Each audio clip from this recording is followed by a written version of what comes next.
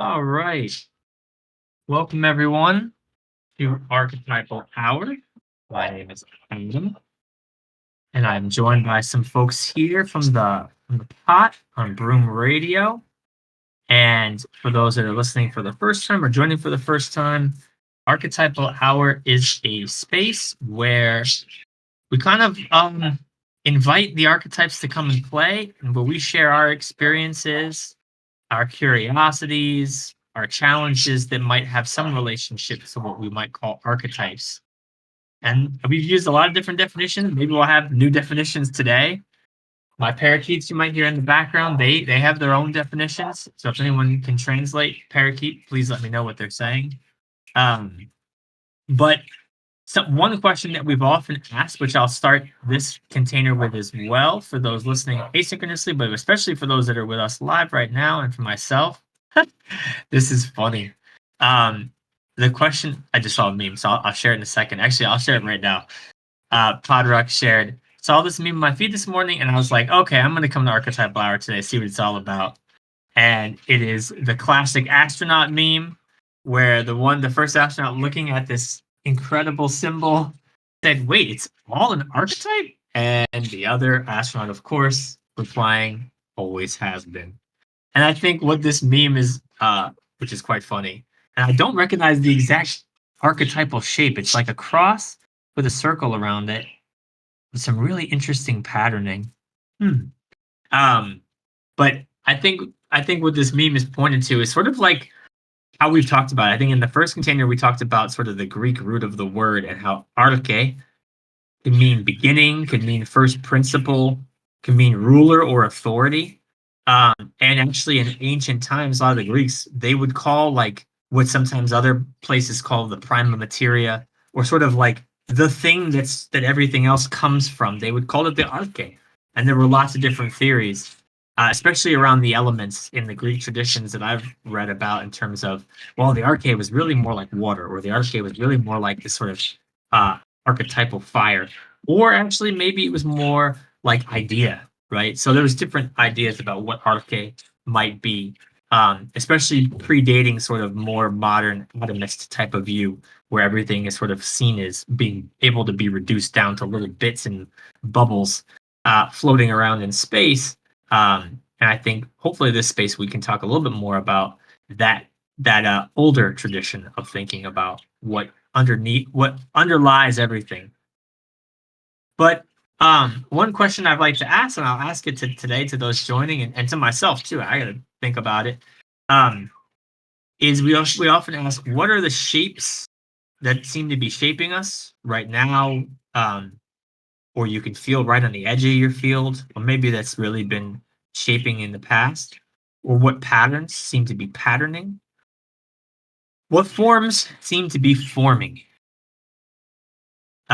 This is one way to think about archetype more in terms of like pattern, shape, form. Another phrase that's really coming up for me today, which I don't think I've used as much, and is this idea of archetypes as sort of recurrences, sort of like that idea of eternal recurrence. There are certain patterns, themes, in this case, archetypes, shapes. There are certain things that seem to repeat. Sort of like that line, history doesn't necessarily repeat, but it rhymes. But it's like, okay, there's these reoccurrences. And we've talked a little bit, and I know Nobu and other containers and other folks in the pod have talked about sort of the different kinds of time. And so I think here we've talked about like sort of that linear time versus that more cyclical rhythmic time. And I think the archetypes should point at some of that more cyclical time, these things that reoccur. So anyway, just want to ask you all today, what are those shapes that seem to be shaping, those forms that are forming? Are there any archetypes that have sort of that you're feeling kind of come up in your mind right now as you think about this idea of archetype shaping or forming us?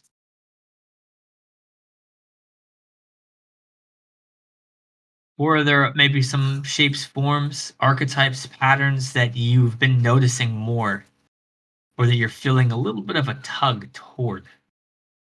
Please feel free to hop off of mute and share, or share it in the chat, if so. Is triangle a valid answer? Yeah, I mean, it's funny. The first time when I said shape, it's hard not to think of like the old school, like just traditional geometric shapes. But yeah, there is an archetypal resonance of triangle. I'm curious, like how triangle's been showing up for you, or sort of yeah, what's coming up for you related to that. Please. Sure. I I guess you talked about repeating patterns, and so I was it just came to the front of my uh perception triangle because there's like these three phases that I feel like I keep repeating emotional conscious states, and I keep like cycling between those three, and I Mm, guess it reminded me of a triangle. that's beautiful. Okay, so the triangle came up in your mind with a shape, but it sounds like it's almost more like three. Like there's a something that's been popping in your field that you see as a cycle containing three pieces. Am I hearing that correctly? Yes. Interesting.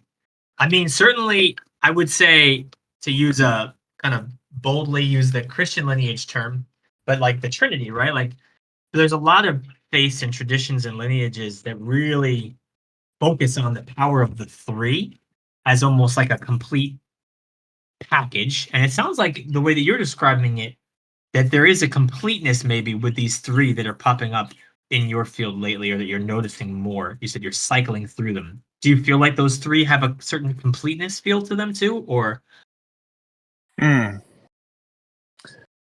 Yeah, complete as in it's what I'm doing, and they all effectively uh, propel me through this uh, lifetime that I'm in Ooh. a way which is handy, but also they all each of the three, well, two of the three have a kind of a pro and con list, I would say, and the third one does too, honestly. So this feels like it's kind of personal, so do not share unless you're actually comfortable doing so. But yeah, I'd love to hear if you want to share what those three things are, please do. But again, there's no obligation.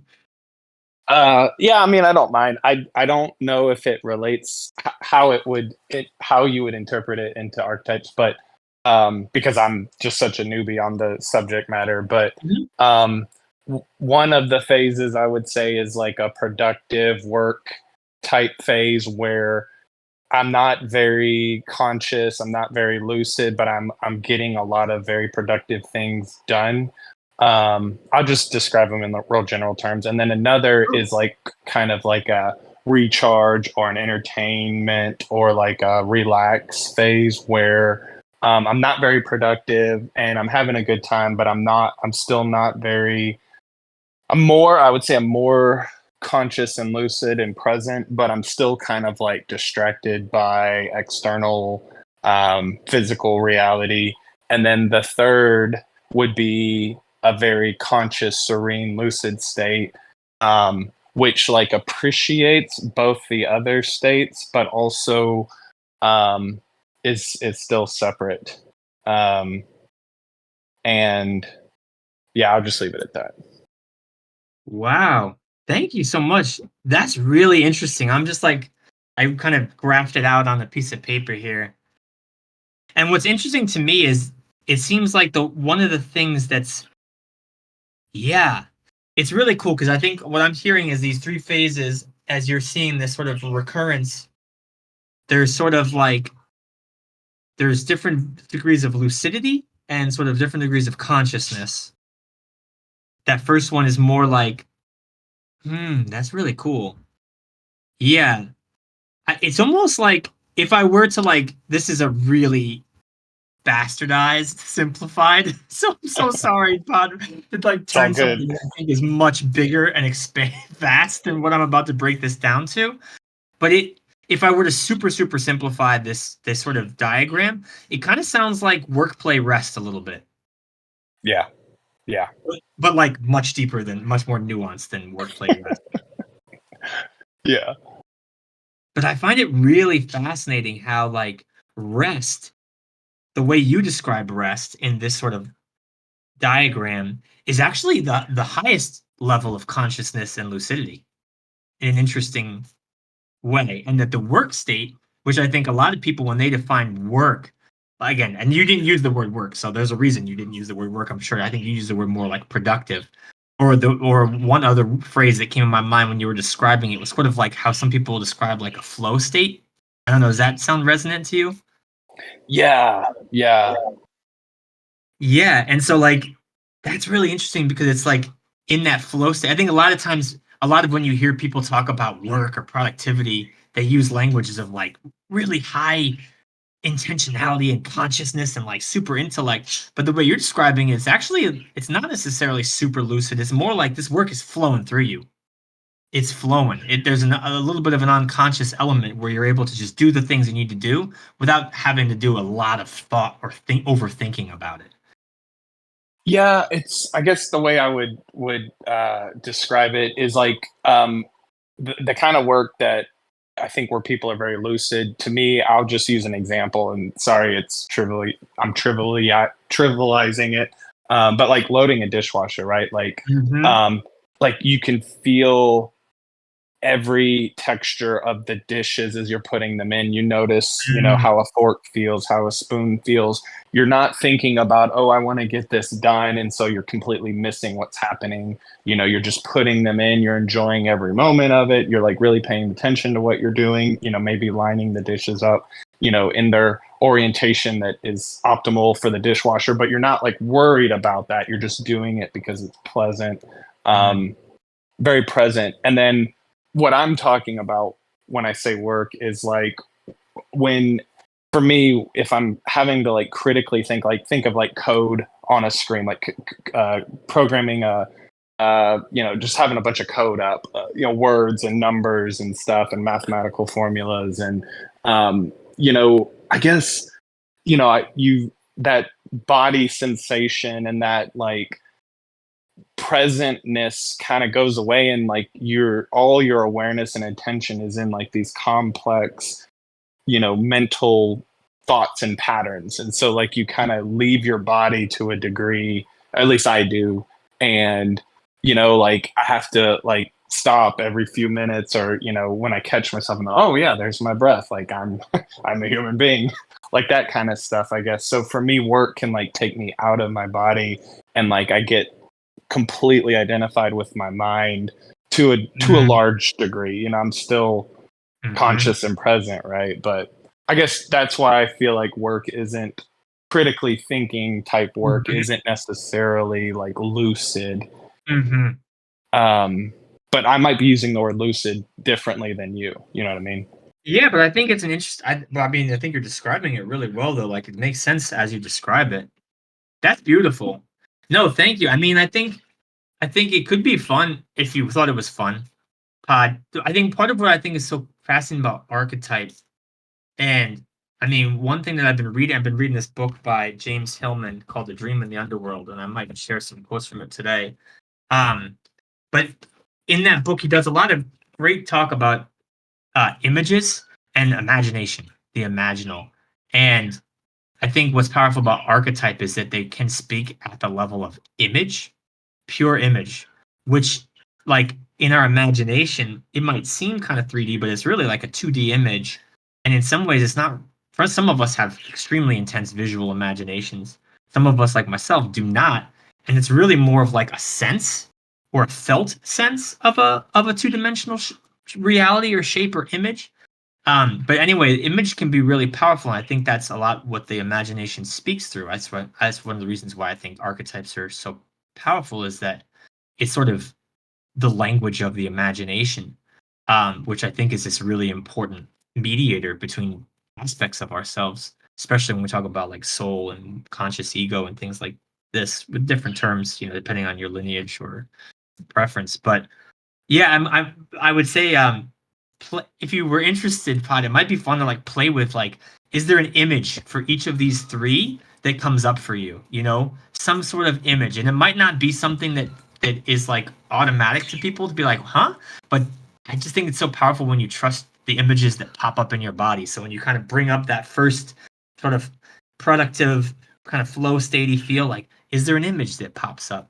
When you think of that recharge entertainment piece, is there an image that shows up that sort of somehow contains some truth about that state? And same with the rest. where or what I called rest, um, what you called more that calm, serene, sort of conscious state. Is there an image that shows up? Thank you for sharing these. Um, Yeah. yeah, I can't help but the three. Three is so powerful because of all the big threes, but I swear my favorite big three personally, when I think of archetypal threes and trinities, even though the lineage I grew up with and it's still the most close to this Christianity, I think of the Trimurti in Hinduism of Vishnu, Brahma, and Shiva. Sort of broadly Vishnu, the preserver, Brahma, the creator, and Shiva, the destroyer. Because I think about how beautifully all encompassing that particular triad is of creation, destruction, preservation.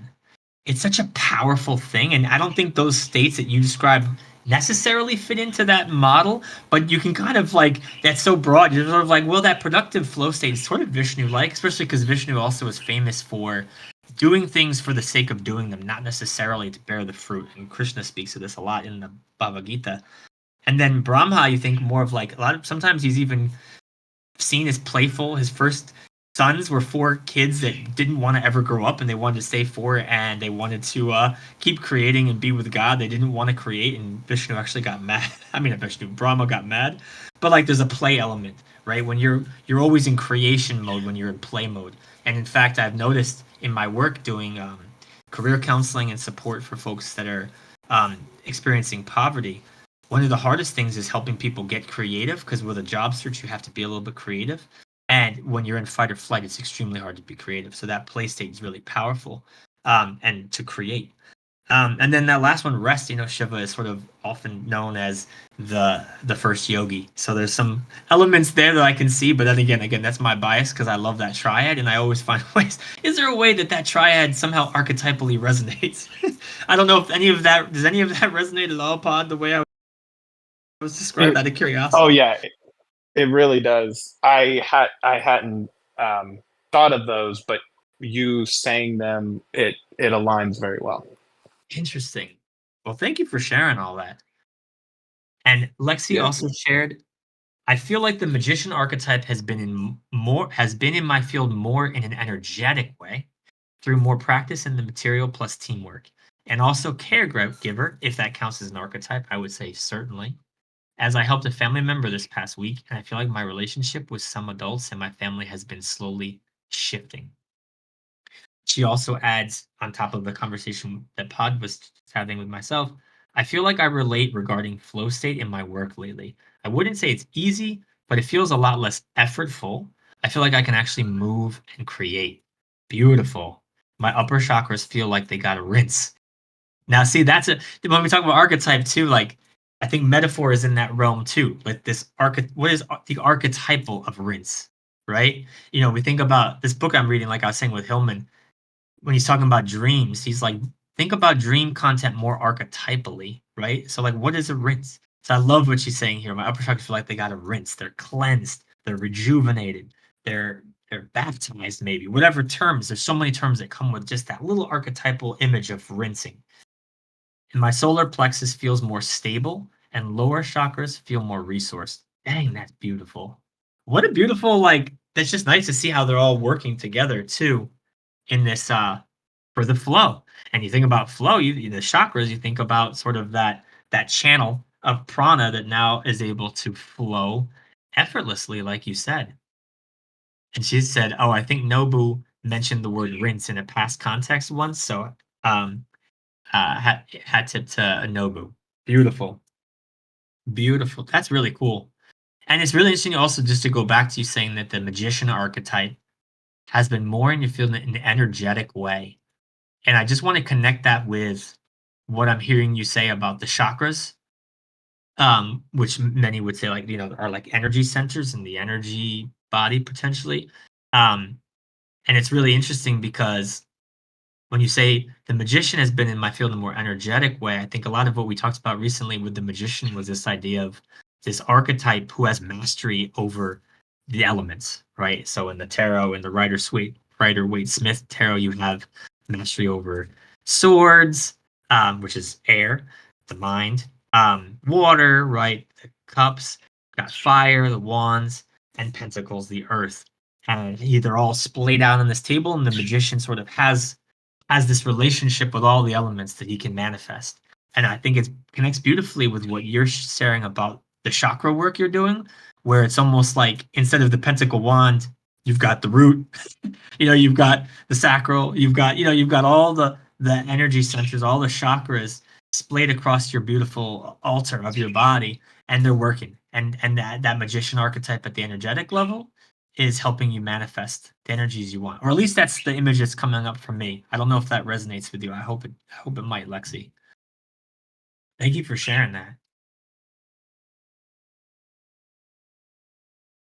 Yeah, the caregiver is definitely a powerful archetype. I think mother is usually the most famous of all the like the big archetype that all the caregivers probably flow out of to some extent.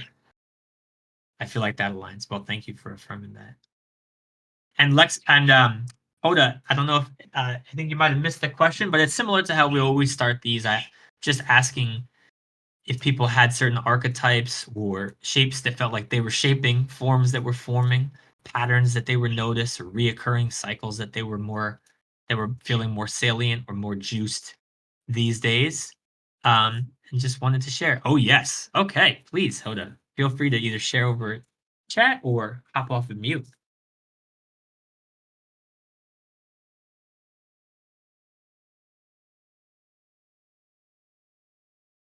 Ooh. Hoda said, I'd say the builder archetype has been alive for me. And she's still typing, so I'll wait. But I will, while you're still typing, not to mess up your flow. But I am curious if there are particular images or particular kinds of builders or builder archetypes that are coming up. But I love this builder archetype. And it feels so related to our conversation last week about the new year and how it felt like a year of working and building for the three of us, at least that were in that conversation.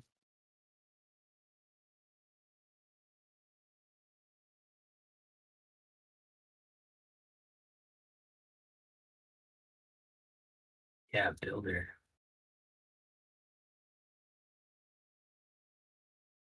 Gosh, I'm getting a lot of interesting things coming up for me when I think of builder right now. It's really fun. Oh, wow. Now that is fascinating. Porter says, I just asked my field, and it feels like a feminine builder archetype, Gaia herself. Ooh. It was funny because I was thinking about Gaia this morning and even using that term too. Um, wow. Yeah, the builder. That's really beautiful. And oh,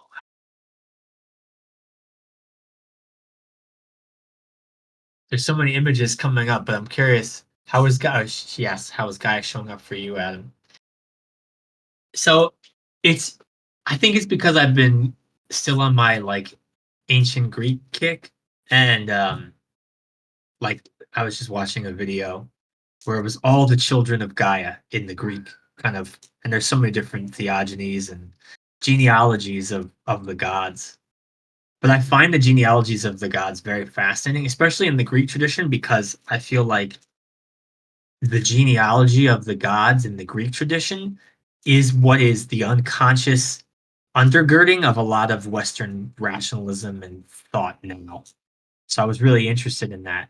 And it's been showing up in my field that way in some ways, if that makes any sense. And I also was thinking a lot about like what some of those stories might say about Gaia. Um, and one of the things I found interesting was that as he was explaining the lineage of all the different children of Gaia, and there's so many in that Greek tradition, in that lineage, in that ancient Greek religion. But it's just one of the things that keeps recurring is that like she'll create a monster, right? Or a titan or a cyclops or all these things. And then someone's like, we got to kill these things. They're hideous. They're ugly. They're monstrous. And Gaia's like, that's my baby. Don't touch that monster. And like, it's so funny that in that story, like there's a protective streak that shows up with Gaia over and over again in that particular lineage, and I just find that really interesting. I'm not really sure what to make of it, but it was just really showing up strongly in my field that this particular version of the Earth Mother archetype is terribly protective of all her children, regardless of how they might outwardly be seen by others.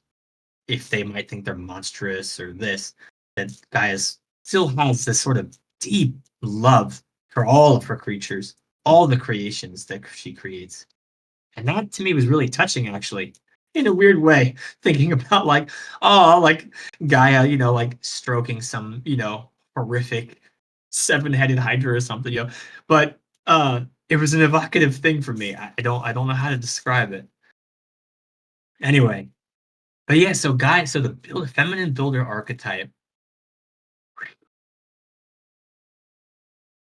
Yeah, are there any other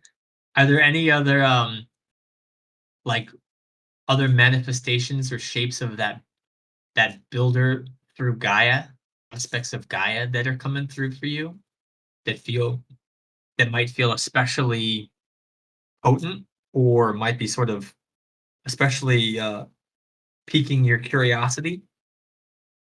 Because that feels really powerful to me. Mm.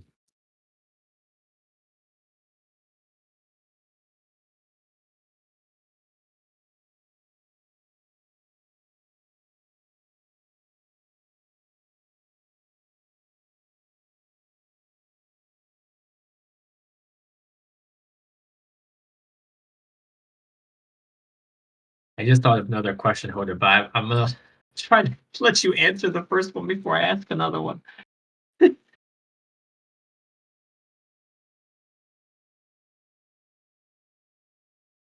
Mm.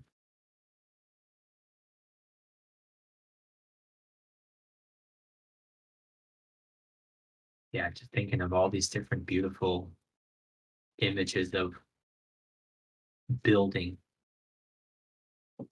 Yes, I feel like as I so this is Hoda speaking now, I feel like as I take up more space in the creative and spiritual worlds, I've been realizing that much of my path is self-capitulated. Ooh, I feel like that one might be a word worth unpacking a little bit more. I feel like I'm gonna look it up because I want to get it right because that is not something I hear very much. So capitulate to surrender unconditionally or on stipulated terms to give up resistance. Ah, surrendering. So like this self-surrendering element here, if I'm hearing that correctly. Ooh. So partnering with Gaia. Yeah, so when you feel about letting go and giving up resistance, it seems like that loss of resistance is a partnership with Gaia in some ways, if I'm understanding what you're saying correctly, which I might not be. So she says, so partnering with Gaia feels like it's teaching me about the complete cycle of manifestation. Ooh, if that makes sense. It does, but I want to hear more. If you're willing to, because that feels juicy. Partnering with Gaia feels like it's teaching me about the complete cycle of manifestation. That's really interesting because the way you're describing it, it's like you're really intentionally pointing us towards this self-surrender aspect as being part of the completeness of manifestation. Oh, no worries, Hoda. This is why we're not loading up the washer right now. Yes, another rinse cycle for those that are speaking archetypally. There's a lot of rinsing going on right now, energetically, figuratively, literally. So let's allow that rinsing to happen. Thank you. Um, as I think about I'm just gonna actually no. Let me just go back to this. I also love. I don't know while we wait for Hoda to be able to come off. I'll just sort of ramble, so forgive me. But someone else, oh yeah, Pod, this is your first time joining. Please just jump in, cut me off whenever you feel like something's popping up. I will never be offended. I grew up in an Irish Italian family in Jersey. We just talked over each other, so please do. Um, but I love what Hoda was saying about this creative and spiritual world. Just like really like hearing those two things together. I've been thinking about that a lot lately too. I think in past containers here, we've talked a little bit about how that creative process and the archetype of the artist is an especially powerful one because of that sort of mystical dimension of creativity. And we talked a little bit about how some of the greatest artists, when you ask them where their art came from, they're like, I don't know. They came through me. Didn't really come from me. And I think that's a beautiful thing that I'm feeling into, as you say. And I've been realizing much of my path is self capitulated. Mm.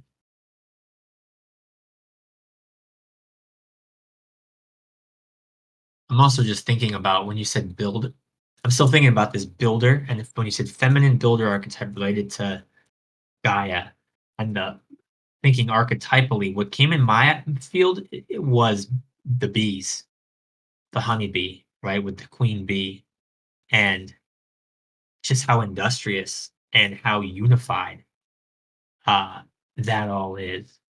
That process of building, and what a beautiful like process and archetype that is. And they create honey, which is like one of the greatest substances on earth. It's used in archetypal language a lot, right? The land of milk and honey, right? It's used that way, and honey has lots of medicinal purposes because whatever plants are are the pollen is coming from, some of those medicinal properties can be infused in the honey in pretty powerful ways. So it's this gorgeous function on Earth for this medicine that's been created because of the work of Gaia, of the bees. Oh, that's so beautiful. Hoda says it aligns so much to how the household I was raised in was run. Now that's interesting. So there's some archetypal resonance there with sort of like the bee. Um, I don't know. I want to say hierarchy, but that's not quite right. I guess it is sort of with the queen, but that organizational sort of flow was similar to your household. Thank you for sharing that. I don't know if you're in a better place to go. Oh, I see you come off mute. Thank you. Yeah, good timing, Adam. I was actually going to ask if you could ask your question again. Yeah, I was just really wanting to hear about. So you said so partnering with Gaia feels like it's teaching me about the complete cycle of manifestation.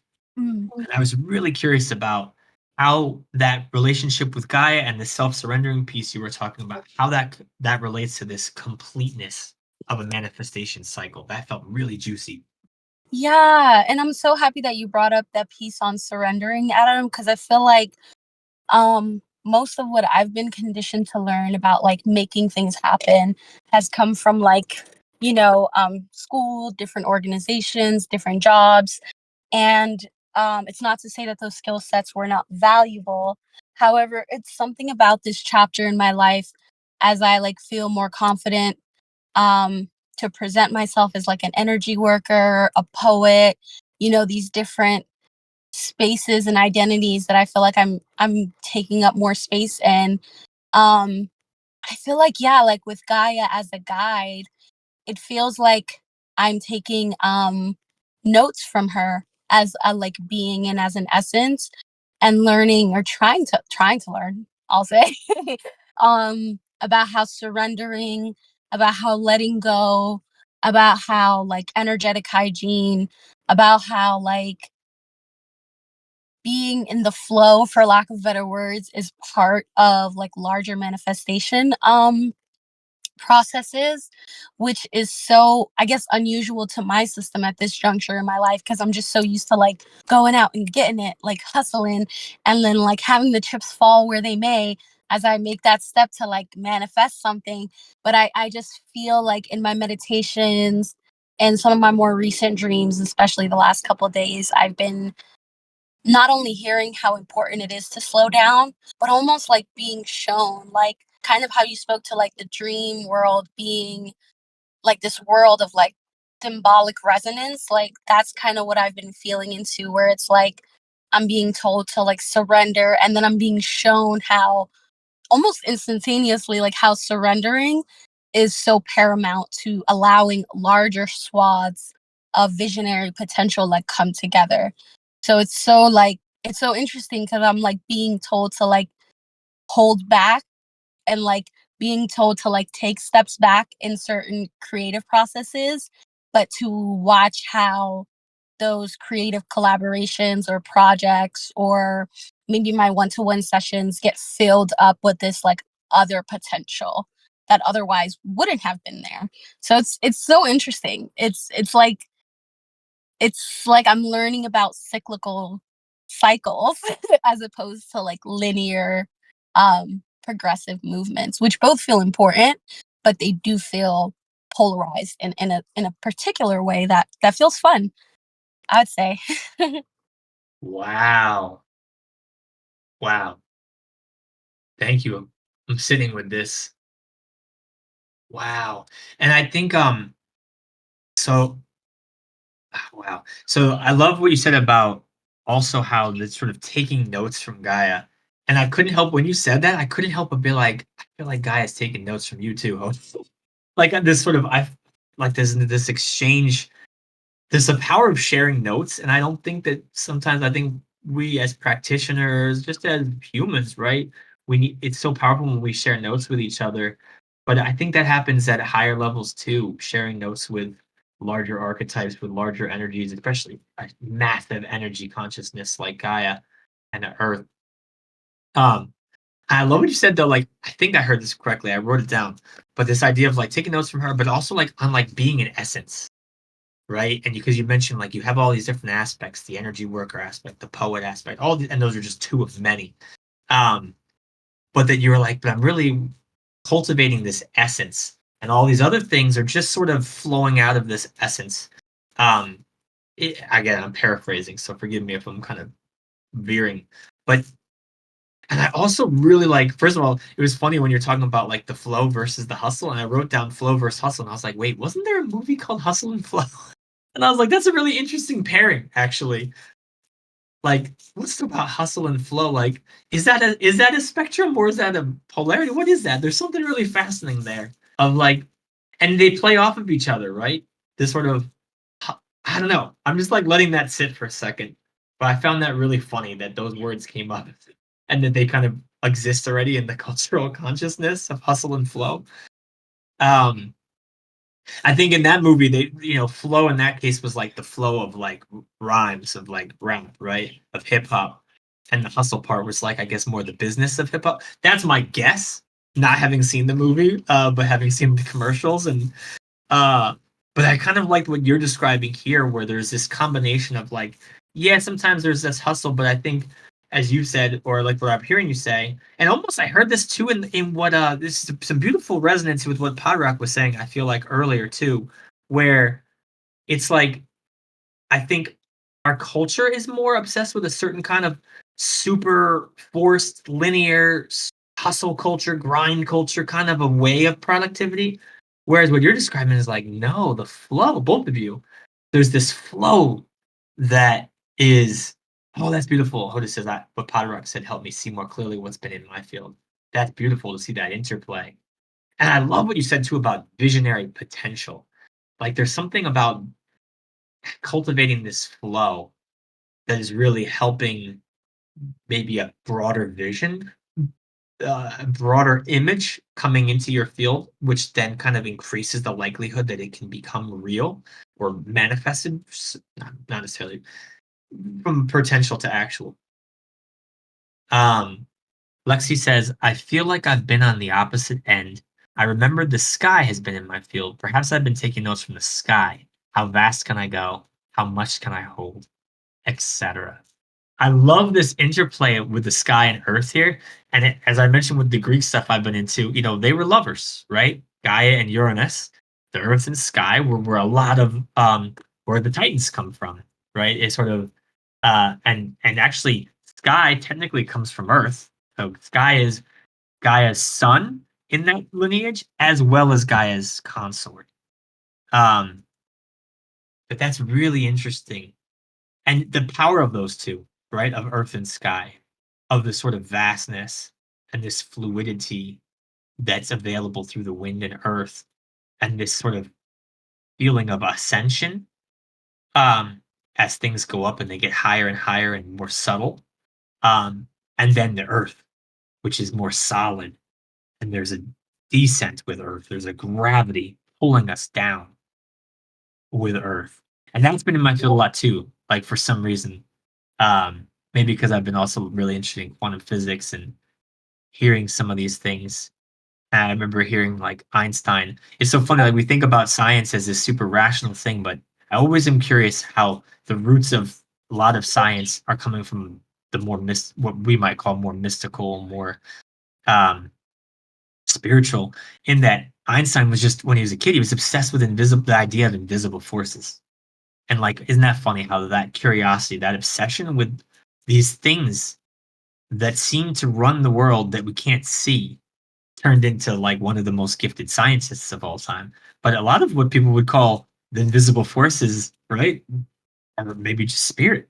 It's an interesting thing that invisible forces is something that's a really powerful archetype in science, but spirit is not. But aren't they pointing at very similar things? Anyway, that's a tangent. Yeah. Oh, Pod, please jump in.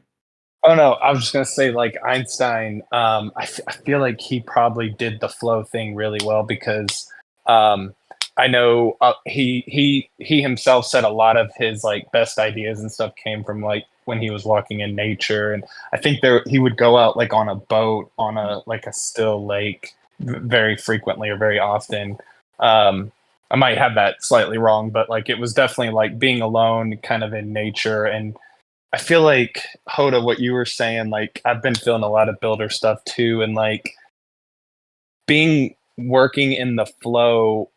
It like you use the word hustle. For me, the word strive comes up. Striving, like if you're at work and there's this project that you're doing, and you're like, I need this thing to go this way. I need it to be A, and like you force all of your energy to make it be A.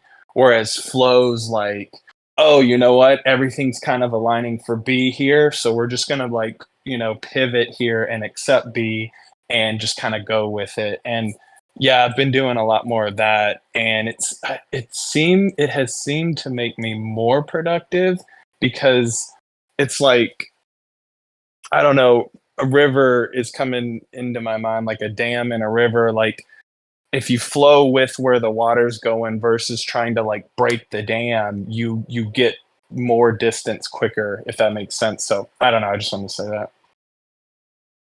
Thank you. And yeah, you're getting a lot of affirmation from Hoda in the chat, which I'm sure you saw. And like, it's so funny when you said river and dam, that was right in my field too.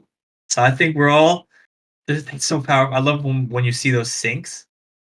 But yeah, I think the image, the archetype of river feels very related to all of this.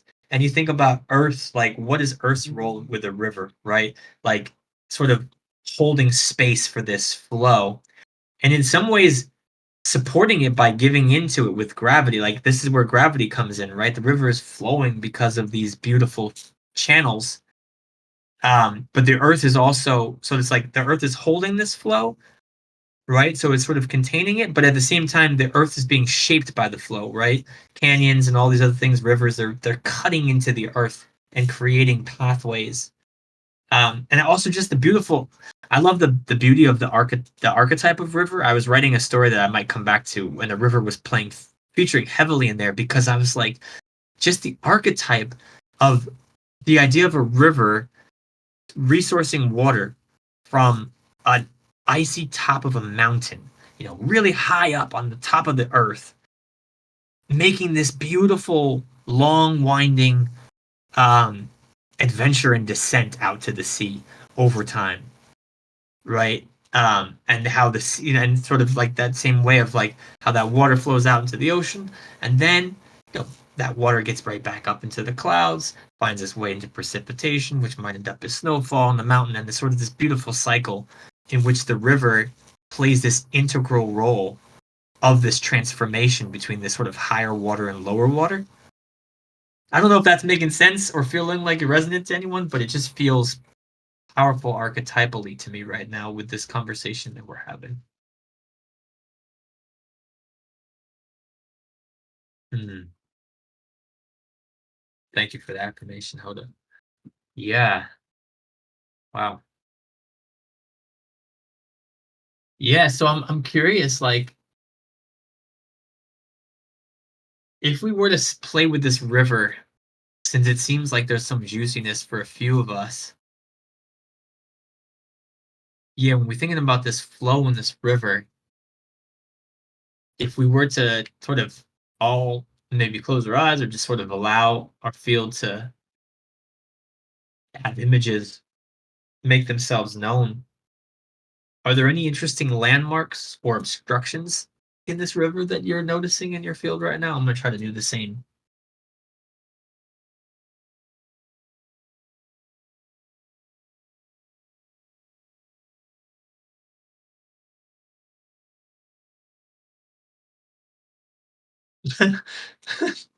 I'm laughing because what came up for me of what might be obstructing it was sort of yep, that Pod said it just as I did myself.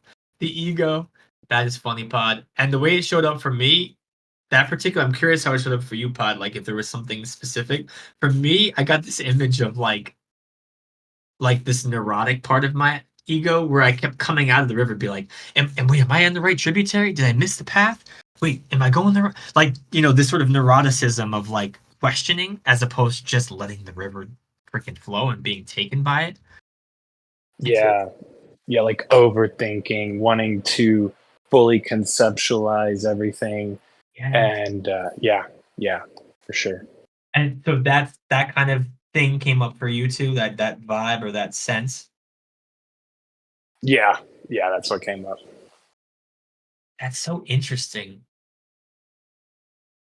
It wasn't like an image of me in the river. It was just like some cloudy thing, but like I knew what it was, and it was like my own egoic, like overthinking mind, basically.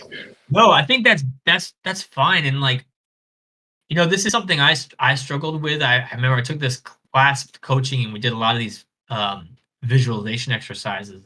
And like my visualization is terrible, right? Like I don't see images really. And a lot of my classmates did. And at the beginning, I was kind of frustrated or feeling a little bit of envy. But over time, and I'm still working on it, slowly kind of like allowing my own senses to operate, right? My own imaginal perception, my own imaginal faculties, they're going to be different. And so, yeah, I think it's beautiful, but right, it doesn't have to be an actual image of something. It could just be this sort of sense perception or this, you knew what it was. Like you said, you might not have been able to see it. You knew what it was. So that's what we're talking about. So I think that's beautiful. Thank you for sharing it. Um, and I'm curious, like, well, first, Lexi or Hoda, if you have anything to add on that, if anything came up that was interesting for you. And if Hoda showed an interesting image. It says me, myself, and I, but it is Beyonce walking backwards. I think that's Beyonce, but she's walking backwards, and I find that really interesting. First of all, I find it also interesting that the queen bee found her way back, archetypal resonance with the bee that came up earlier. But anyway, I think her walking backwards is really interesting. I don't know. I'm not sure what that probably is from a song video. That's why I'm not getting the reference because I'm in a cave sometimes. But I'm still finding the image really striking. Patrick says walking backwards with swagger signifies confidence to me, actually. Yeah. Because like you're walking backwards and you just know everything's gonna be okay. Like you're so confident, Ooh. Yeah. Because when I'm walking backwards, I'm usually like kind of cautious, like making sure I'm not gonna hit anything. Yeah, but she's like, nah, I'm good. I know exactly what it says. It can be. It feels like trust in one way. But yeah, anything else pop up for you, Hoda? I had one more question, but I'm gonna wait. Another way it could be like rewinding time. Yeah. Yeah, or wanting to go back. Whew. One turn back. Maybe trust in the flow to get things right. Now that to get things right. Oh, Hoda, you just reminded me of I had this horrible, I mean not horrible, it is what it is, but this really odd pattern that I used to have, especially in the shower, where I would like really have these daydream fantasies, these reveries of like, if I were to go back and I'm suddenly in high school again, or I'm in college again, or I'm in my early career again, like, what choices would I make different? And it seemed like a fun exercise for a while, but then I realized, like, damn, this thing is really just like stealing life force energy or something. I don't know. I found that pattern to be really unhelpful. The torture, yeah, that's what it felt like. Honestly, if I'm being real, but it kept coming up, and I'm so glad it doesn't come up anymore. I guess just having a different change in perspective. It's like, yeah, reflecting on the past, like wishing you had done things different. For me, it's like it creates this energy where I'm not where I'm supposed to be. I'm so, it's like, oh, that place would have been better. And so it's like, it's Yes. like telling me where I'm at is not okay, or is not optimal, or is not good. And yeah, I don't like that energy personally. I know some people like use it to like propel them forward to like, go hustle or something, but for me it's always been kind of torturous.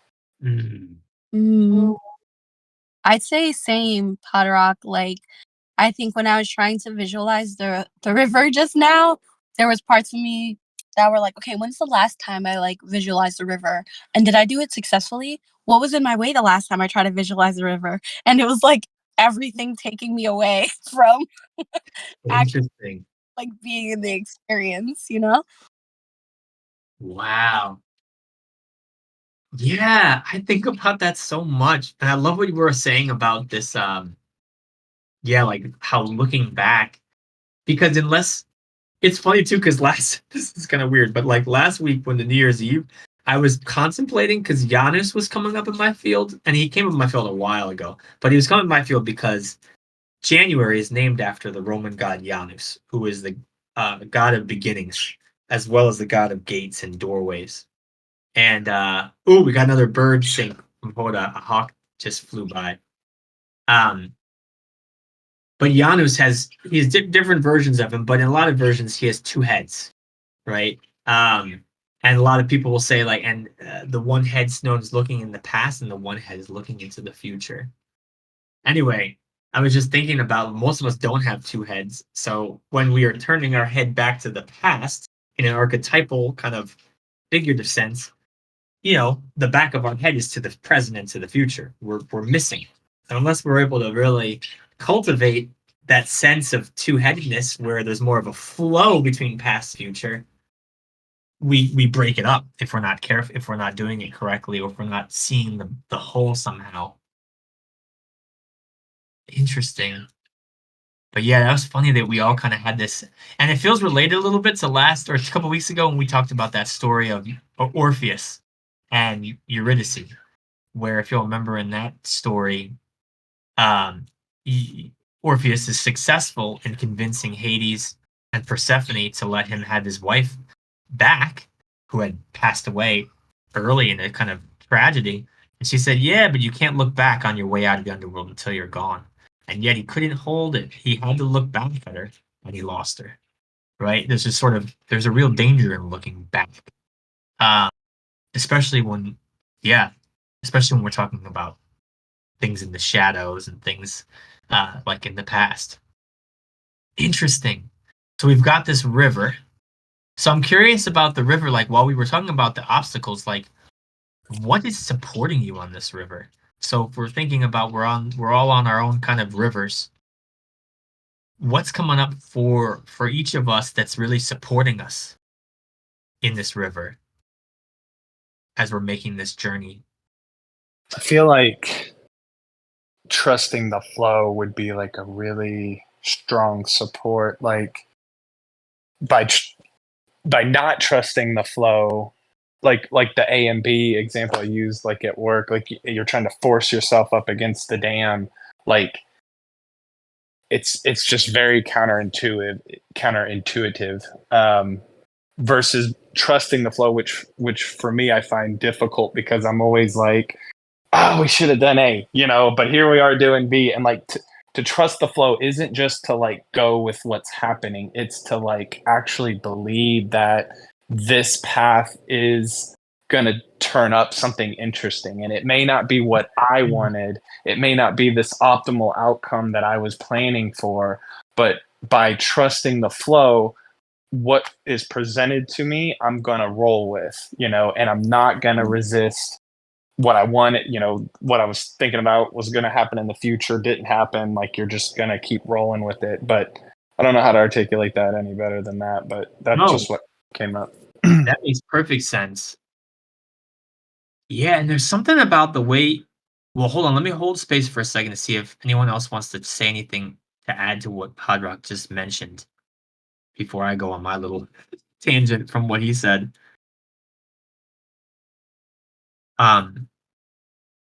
Wow, yeah. Hoda says it feels really aligned. Yes. Yes. And I don't know why, but something about the way you were talking about this and this sort of trust, it made me think of like I try not to do too much like polarity kind of duality type because I think that it's really powerful to look at things in a bigger perspective. But like there was an earlier archetypal hour I was planning where I was thinking about, and I want to bring it up here because I feel like it relates to this idea of flow. I just want to, before I say anything, I just want to just introduce two words as like two different ways of flow or of movement and see what these two archetypal ways, how they bring up anything interesting for you related to this conversation. So the first archetypal way is of movement and flow is mechanical, and the second might be called organic. So I just want to like take a break and see like, is that evoking anything interesting? Thinking of sort of an archetypal flow or movement that's mechanical versus an archetypal flow or movement that's organic.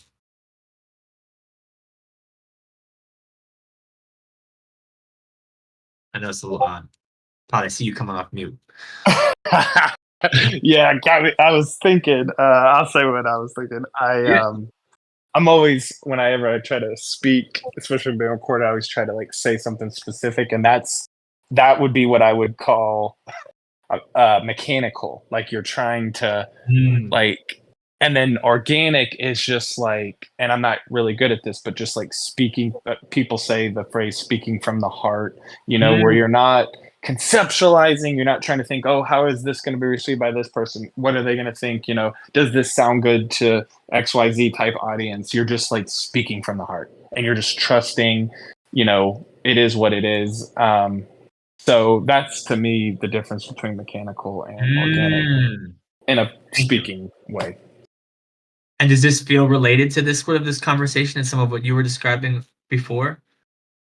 Yeah, like yeah, that's a little harder to piece together, but like maybe mechanical is more of like the hustle, the striving, the doing things like your way or maybe like the conditioned way, whereas organic is more of like trusting the flow and doing things in a more less resistant type way. I could be wrong on that. That's just No. yeah. I don't think there is a right or wrong here. I'm just really curious about all the different perspectives. That really aligns with mine though too. Thank you. Because like mechanical is really rigid, or in my mind, mechanical is like rigid and static and specific. Whereas organic, like if you go out in nature and you look just in a forest that hasn't been, you know, manicured by humans, like it's just so random and there's not a lot of sharp edges and but then you walk down a sidewalk in a city and everything's a square or a rectangle or, you know, rigid shapes and stuff. That is funny. I love that because I thought about that too. Like, I was like, where is there a line? Like a real sharp line in nature? Show it to me. It's like you can get a line, but you got to zoom in to get the line. You know what I mean? It's really fascinating. Hoda, I saw you kind of type it, but I don't know if anything else is coming up for you with this idea of like mechanic and organic, or if that feels juicy to this conversation to you before I add anything. Oh, I saw Lexi typing too.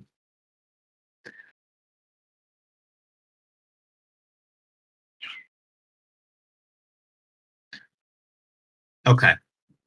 Um, yeah, I mean, the reason why I bring this up is, again, I think this came up last week, but I've been very curious, especially about archetypes of Western thinking and what kinds of newer archetypes could help alleviate some of the challenges caused by, frankly, the English language and the Western traditions.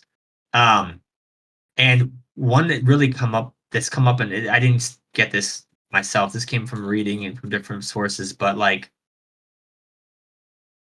um, actually, you know what? Let me take a break and see what Lexi has. Lexi says, I feel like with what y'all are saying, I'm being reminded, it's reminding me of the work I've been doing on my self conceptualizing self. I've been recycling it a lot so I can do my work, plus communicate more effectively and not have concepts of myself constantly get in the way. I'm still refining and integrating things, but I feel like my self concept was making me fixate on the immaterial and also unnecessarily fragile with a hint of caucasity, if I'm being honest. Laughing my ass off. And caucasity came up last week. Yeah. I mean, and I'll only say this as someone who also um, is a white person with a with a healthy dose of caucasity.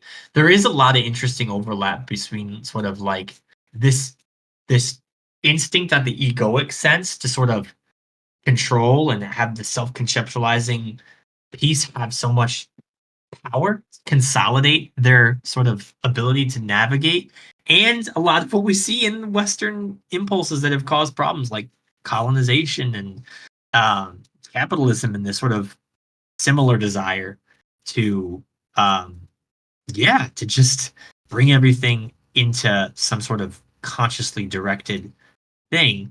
But then you miss out on what Podrock was talking about when you go to a forest.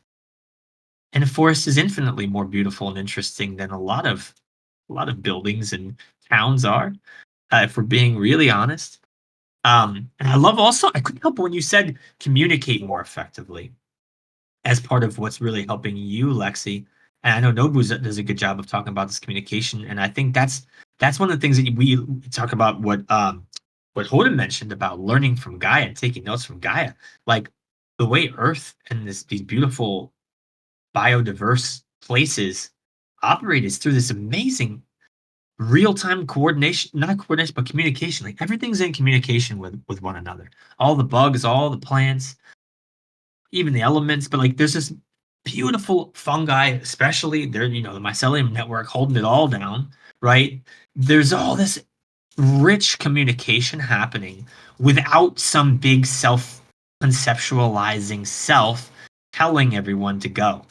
Like that's what's so interesting. Like, and this kind of feels related to what you were talking about, Hoda too, where it's like you said something about like notes from Gaia on being an essence, right? What does it mean to have this essence that flows out like a river versus more of like this self-directed ego, like this persona that we put on, right? Where Earth is trees and rivers and waters, right? There's an essence there that allows her to be all these different manifestations and these different personas in our kind of human context. Um, and I think it's a beautiful thing to try to take notes from nature, from organic processes to say, what does that look like for me to honor this sort of sense of flow and organic growth and flowing and flourishing that frankly you can't see with a more mechanical mindset. And what I was going to say earlier is like, you know, one of the most famous sort of mechanical archetypes is envisioning the world, reality, the universe as a clock, right? And God as a clockmaker. That was a powerful archetype for a lot of people. But think about what that's really saying. And is that the kind of life that you guys experience? Is that the kind of life that y'all want to experience? A clock that is always the same, that has a rigidity, that has this sort of everything is causality and linear, uh, and yet so much of newer science, like in quantum physics, is blowing that up, right? Where the deeper we go into reality, the more causality starts to break down many kind of really meaningful sense. And I think there's something really being said here about what you all are describing about your own lives and what you all are wanting in your lives and what I want too, which is that beautiful flow. Can a flow work in the same way? I guess it's like, do you want the flow to be a river by nature, or do you want the flow to be a toilet or some kind of plumbing? Sorry. The archetypal toilet has showed up into the container now. But there's a difference, right? And one breaks and needs constant repairs. Does nature break in that same way? Does decay in one? It's we have this sense to plumbing decays. It has to decay, right? But there's no real way without constant intervention to bring it back into integration, into working order. Nature says decay is part of the processing. It is part of the flow. Decay isn't this thing that we're trying to stop. It's this thing that is baked into the cake and has to be. The people holding it down, the fungi, are like, we don't exist without decay. Yeah. Yeah, like the trees, the leaves will, they'll turn brown. And the trees like, this is okay. This is, part of the cycle. But like as humans with our self-conceptual, selves, we start getting old, we see like a age spot or something. It's like, oh, we got to cover this up. It's like, it'd be the same as going out and painting the leaves green. Exactly. Yeah. Exactly. Like I should just let my hairline go as far back as I want. But yet I'm like, don't read me. Stay where you are, please. I'm fighting against it, Yeah. It's like the conditioning, the domestication, like you are your role in society. You are this human and you're supposed to look like this. It's yeah. Yes. And we just think about like, that's why I think these archetypes are so interesting, because if reality is a clock, if our lives are a clock, if we see the human body as a machine, which a lot of Western kind of thinking does, where they say, well, there's no such thing as love. Love is just chemicals flowing in you. It's just you smelled a pheromone, and now it's like all this sort of causality thing, right? You perceived a pheromone, then this chemical hormone, this juice starts flowing in you, and you start getting, and it starts creating these sensations. And you're like, is that really reality? That's not how I want to live. I don't want to live under that archetypal prison of a machine as a human body, or as life as sort of just, a bunch of dominoes falling into each other. I want something more fun, more juicy, more alive, more like Earth, more like Gaia, the most beautiful teacher, right? Right, Hoda? The one who can really show us what it means to let life flow through us and as us. Woo.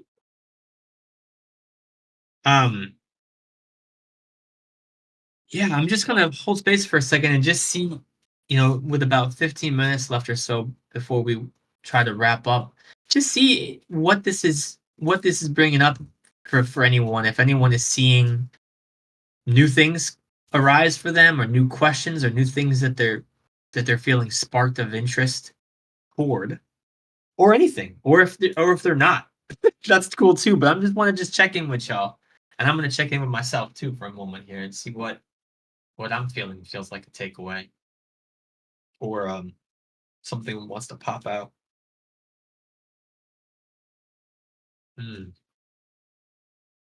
This is just coming up for me, and it's like a really macro thing, but if like ancient humans, if we were like really connected with the earth and like really in touch with the flow, I feel like with like major human technological advancements like the industrial age, like all of this conditioning that we're talking about like was necessary to maybe enable to support this technological advancement. But what wasn't necessary was losing that connection to the flow. Like, yeah, now we need job titles and we need roles in society, and we need, I'm not saying we need, but like nuclear family, like all of these things that like support this specific lifestyle, right? That everyone wants because they're conditioned to want it. And I feel like we're realizing now that like, oh, that maybe isn't better than, you know, hunter gatherer, because it's just suffering in a different way. And so maybe there's like, there can be this symbiotic relationship between technology and then like being connected with the flow. And so not letting go of those roles and letting go of that rigidity. And I don't know, that's just, I'm trying to articulate what came up for me. That's the best way I can describe it. No, I'm really appreciative. Thank you. That's really powerful. And I feel that too. I feel that too. And I think that shows up a lot in these conversations. I feel like even when we were just earlier mentioning this sort of difference of like linear time versus cyclical time, and Hoda mentioned that too. Um, and oh yeah, thank you, Hoda. Hoda called out one of your quotes here. Symbiotic relationship between technology and being connected to the flow feels so alive for me. Yeah, it's sort of like I like how you're really threading this needle too, Pod Rock, where you're like, I'm not trying to say like let's throw out like, you know, let's, because we have to go with the flow, right? It's already sort of flowing in this direction, but it's like, what does it look like to to also have this restorative? Because it's like in real life, like our consciousness, our levels of consciousness, we don't just like become one person and then the other person that we were before is gone. Like at least the way I've done it in my inner work, those older personae are still there at some level. They get integrated and they're more sort of diffuse, so maybe less constellating, but they don't really go. We're always layered on top. And if we need those older states of consciousness, they're available for us. In some ways, sometimes those older perspectives might actually be useful for a particular context, and there's a power in having them be integrated so that they can be called upon. At least that's been my experience. Um, and so when you're speaking, sort of like on that earth level, like that human collective level, it's like, hey, okay, we're in a different level, we're in the technology era, but like, what about some of those older consciousness levels, the ways that we were thinking archetypally, mythically, you know, in our past, more in tune with nature's rhythms? Like, let's not throw that out. Like we can go back to some of that without having to like, you know, be a Luddite or something that's anti-technology. Oh, thanks, Hoda. So that's really powerful. And I will say I probably will do a deep dive on this at some point. And I actually just bought. I have a couple things I like have on my list of like Archetypal Hour as I go down this Greek rabbit hole. And I bought the Golden Ass today, an old book, first in Latin I think, that has the story of Psyche and Cupid, or Psyche and Eros, which I want to dive into, which has another sort of underworld component. But I wanted to just mention briefly that because I mentioned with Hoda this, like that Demeter was in my field, the goddess of the grain, sort of kind of in that mold of Gaia. She was very specifically like a goddess of agriculture, and she was the mother of Persephone, sort of who we mentioned earlier briefly. And I'll just say this really briefly because I don't know why it feels related to what you were saying, Podrock, to me for some reason. Was I was just starting to tip my toes into the Eleusinian mysteries. These are like mystery initiations that happened in ancient Greek religions. And the Eleusinian mysteries, from what I've been gathering, is like one of the biggest and most common, or one of the biggest, and still one of the ones that we don't know a lot about. Like it's still, they did their work. They did not talk about it. And so there's not a lot written about it, except for broad strokes. But from what I've gathered so far about it, it seems like in some way a lot of the things that people were doing in those initiation rites were deeply related to the myth, to the story, to the archetype of Persephone, the goddess of spring, going into the underworld, and Demeter, her mother, being so distraught with her being gone, that the grains stop growing, that life starts flourishing, and of course this Persephone, Hades, Demeter, uh, mythic archetype was part of the ancient Greek religion's way of explaining the seasons, right? But I do think that in some ways our technology and the way that things work now, they've exploded some of our archetypes. Whereas, what the hell is winter and fall, now that we're not as agricultural anymore, right? There's sort of like with technology, there's sort of like this idea like, oh, we can always be in summer, we can always be in high productivity, even though that works against the nature of us as human beings. Similarly, like day and night are important archetypes. These are key. There's a reason, I think, why this earth has night and day the way it does. We need nighttime, we need daytime, but technology, the lights are never, you can just keep the lights on. When you're in a casino, you could be walk out and you're like, wait a second, it's a new day? You don't even know. Because how could you know without the natural body, the sunlight being gone and the night sky coming out? So there's some interesting things that feel related to what you're saying to me, Podrock. I just wanted to share that, like, there's a lot of our culture and our society in this technological world we live in that if we're not careful, we're losing our ability to tap into these not just really beautiful natural processes, but in our imaginal, also the archetypes of these organic natural rhythms. And that's really important because I think these imaginal archetypes are in many ways how we're doing a lot of our spiritual communication, how we're doing a lot of our inner communication with ourselves and our different aspects. And also some of what you said, the visionary potential. So I do think that it's part of rinsing these archetypes, like we've talked about before, with this idea of like sponge rinsing it out. Podrock says the thermostat stays on 72 all year round. Like that might feel comfortable, and there's a niceness of being 72. It's a nice temperature, but what are we losing? What are we losing with that? You know, I don't know. Yeah. Sorry, sorry, Adam. No, go, please. I was just gonna say, like, yeah, like when what you're losing, or what I've noticed when you keep it on 72, you walk outside and it's cold, and you tense up. You're like, oh, it's uncomfortable. Like there's this resistance to temperature change all of a sudden, and cold suddenly is like very bad and negative. And then same for the heat. You walk out in summer and it may only be 85. It may not be scorching, and you're like, oh, it's hot, and like it automatically like starts to create a desire to label temperatures that aren't close to 72 as negative. I have found, not with everyone obviously, but it's like a natural thing that can happen. Yes. And this is such a random one. I'm sorry. I'm getting very tangential today, but I don't know why the way you're discussing and the way this conversation is going, it reminded me of, I was on TikTok, and this woman, I think she was from West Africa. She was like, a lot of her feed is great stuff. She pushes back on a lot of nonsense around sort of stereotypes or in the common conceptualization of Africa.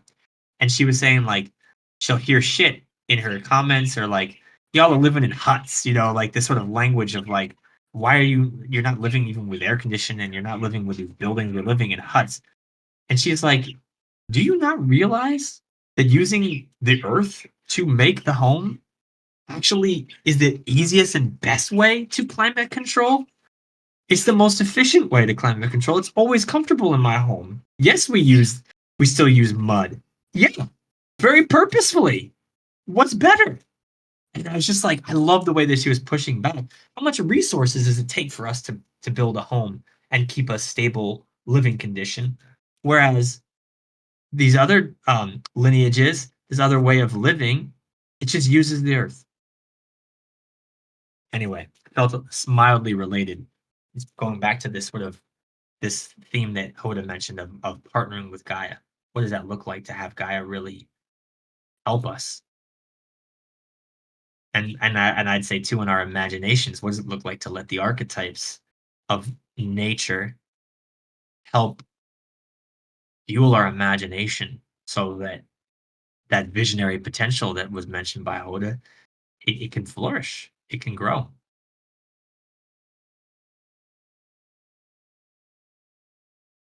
I don't want to call you out because I feel like you're probably doing something, but Hoda, I can't help but feel like you got something on your mind. Why? That might be just me projecting and wanting to hear from you, but I just felt like maybe you did. So I'm calling on you if you're willing. Yeah, I just feel so resonant. And a lot of what you and Pod Rock are talking about feels aligned. I think that these polarities are like alive for a lot of people in current time. Mm, Um, and I think people are trying to figure out how to. I feel like I am all the time trying to learn how to engage with Earth and the flow of her body as it is, and as it relates to like mine and my own timeline. And mm, it feels like, yeah, like there's so many ways that we can turn our own flow back to align with nature's flow. Um, a couple of hows around how to do that came up in yesterday's book club, but mm, I also feel like it's a really exciting time too, like where people are figuring out like what little things they can do to connect and feel centered without having to manipulate their environment to be like just right. And mm, I can't help but think of the Goldilocks archetype when it mhm, when it comes to that, and also like how many times I've been frustrated where things are like not perfectly sanitary or do not reflect an environment that's wholly closed off from the elements, and I'm just like, wow, like often when that kind of frustration comes up for me, it is interesting to watch like which parts of myself I'm contending with and which parts of myself I'm releasing in order for that flow to become more available to me. So I'm really glad that you guys have surfaced that. Yeah. And you were right, Adam. I did have something to say. So thank you for projecting adequately. Thank you for sharing. That's really interesting that it came up yesterday. I can't wait to to listen to that recording. And I do think that his work and the mysticism of sound and music, like I think music and sounds, they really are beautiful ways to describe this flow that we've been pointing at today so much. Wow, and it's really, I think you're right though. Yeah, there is a lot of people being drawn to this kind of thinking.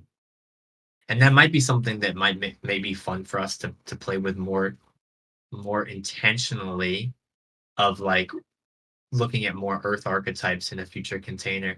And even this week, maybe I'll give us all homework if you want, optional homework for us to pay even more close attention to which of those earthly archetypes, those earthly patterns, those reoccurrences, those cycles that really just, I don't know, that are calling to us, that feel like they're offering their mentorship, their guidance, their partnership, their support, and their resourcing. Woo. Todd, I saw you come off mute before too, so I wanted to just check in with you also before we maybe close out in a minute here. Oh no, I'm good. Hoda articulated what I was thinking, Oh, but thank you. isn't it funny? I love when someone does it. You're like, I don't even have to do it. She did it. She added to the container. Yes, thank you. Teamwork makes the dream work, as the cliche goes. But it's a powerful cliche, right? Teamwork makes the dream work. I think it's very fascinating that we use that language. And that's one of those jargony things that shows up a lot in like corporate settings. So sometimes I find it can be a little grating when I hear it, because I've heard so many like corporate type people use it. But I think it's funny that the word dream is using that. Oh, speaking of dream, Nobu joined at 5:30 a.m. Perth time.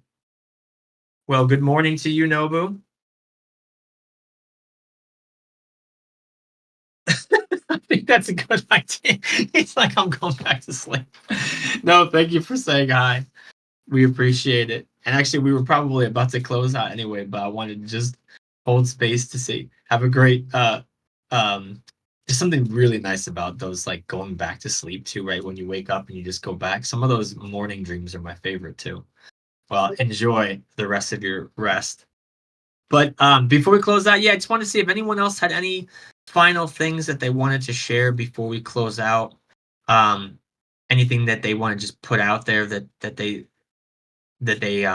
might be looking at this week, or anything at all before we close. I'm just really so grateful for this conversation. Um, and there's a lot that I feel like I want to look at. I feel like that river, to me, if I were to say my big takeaway of this container, it is the image of the river. And that's really sticking with me. And what does that look like to, and also this image of what's sticking with me is also this idea of like not obstructing the flow of the river by looking back at myself. That also is coming up really strongly for me, is what I'm sort of taking away from this conversation, this container. If anyone else has anything they want to share before we end, please let me know while I scroll up to go find Craig to end the recording.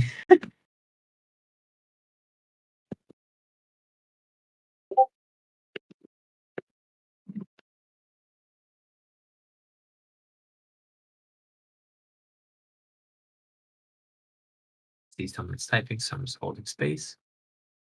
Lexi shares, changing my internal state in the same environment is so alive for me right now. And I find it interesting how I needed a different environment with a different schedule for a little bit to help shift things. Ooh.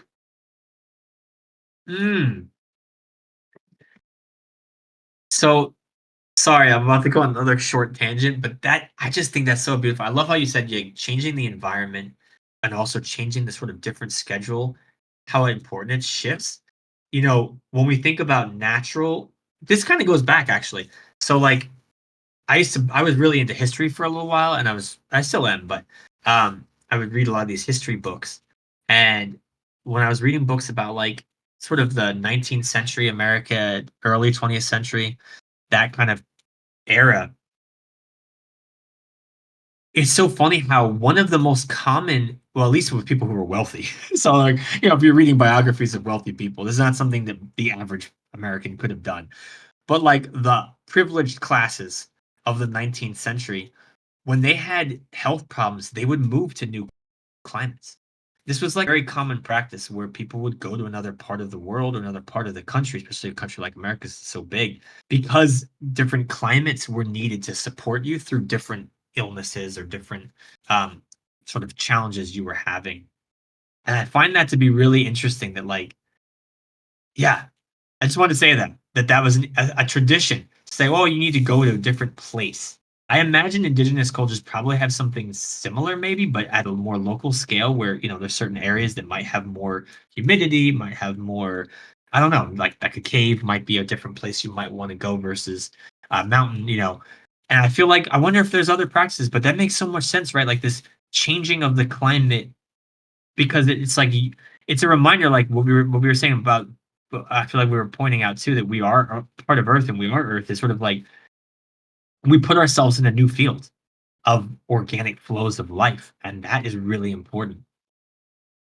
Ah, yes. Hoda says that makes me think of the humors. Yes.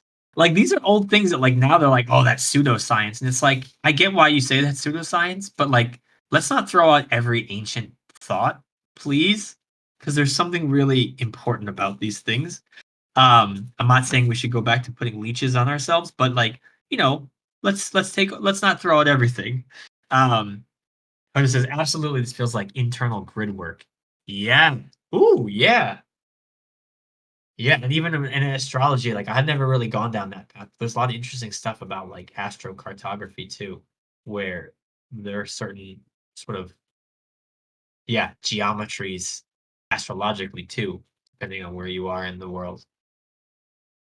But those geometries are powerful, as is the organic field that you might find yourself in.